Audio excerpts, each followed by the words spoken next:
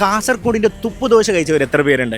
അല്ലെങ്കിൽ ഇടിയപ്പവും പാലും കഴിച്ചിട്ടുണ്ടോ? ഗോലി ബജി കഴിച്ചിട്ടുണ്ടോ? ഇതൊക്കെ കിട്ടുന്ന ഒരു അടിപൊളി ബ്രേക്ക്ഫാസ്റ്റ് സ്പോട്ടിലാണ് നമ്മൾ ഇന്നുള്ളത്. നമുക്കൊന്ന് എക്സ്പ്ലോർ ചെയ്താലോ? വാ. അപ്പോൾ ഈ ഒരു വീഡിയോ സേവ് ചെയ്ത് വെച്ചോളി. കാസർഗോഡ് വരുമ്പോൾ എന്തായാലും യൂസ്ഫുൾ ആവും. അവിടെ പോയപ്പോൾ ഇടിയപ്പത്തിനുള്ള പാലും ഉച്ചക്കത്തെ ചോറിന് വേണ്ടിയിട്ടുള്ള അച്ചാറൊക്കെ അവിടെ സെറ്റാണ്.